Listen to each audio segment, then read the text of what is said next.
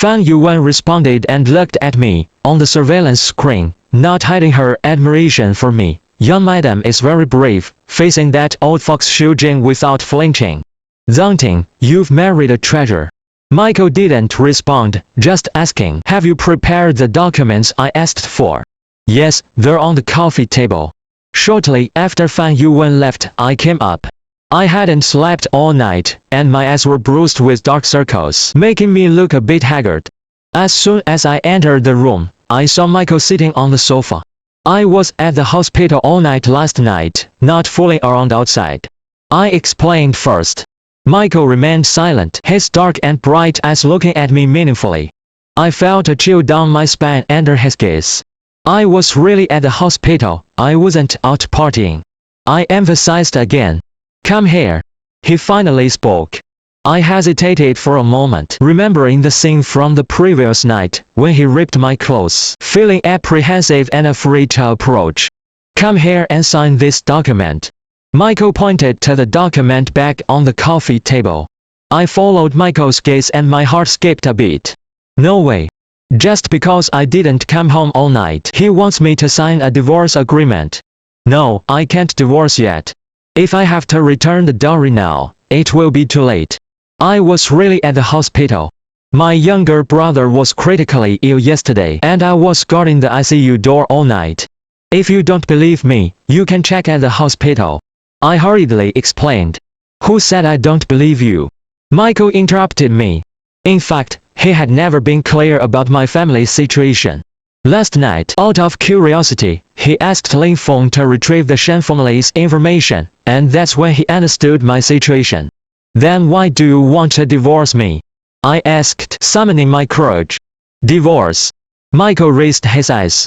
I haven't recouped my 80 million yet, and now you want a divorce, you, redreaming, then what do you want me to sign? Asen, a divorce agreement. I relaxed a bit but was still puzzled. Michael took out the document from the back, and pushed it in front of me. I looked closely, and saw that the document was not a divorce agreement, but an investment contract. I grabbed the document and flipped through it casually, suddenly feeling energized.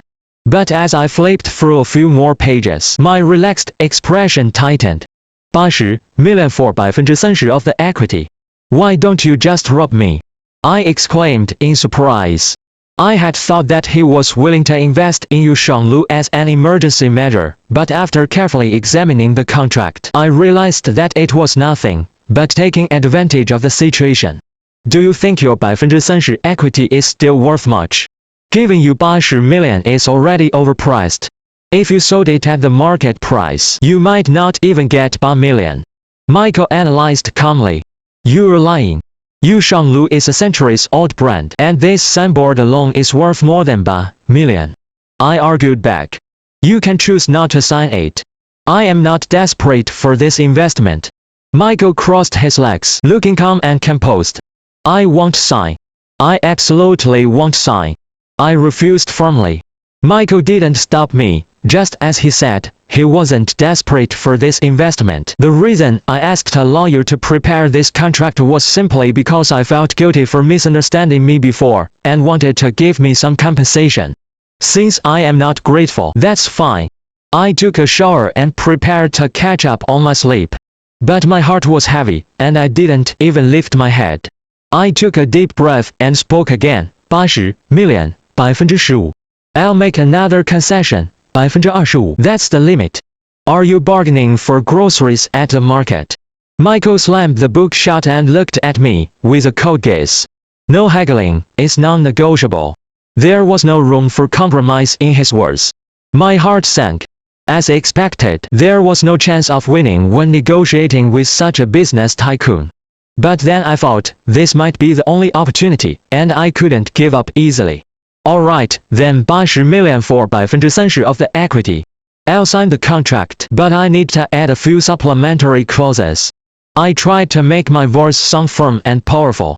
First, you cannot interfere with the original business model of royal cuisine. Second, you are only an investor and have no decision-making power. Third, when I make money, I can redeem the equity in your hands at any time.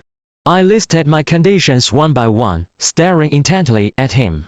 I am a businessman, not a charity worker, Michael reminded me.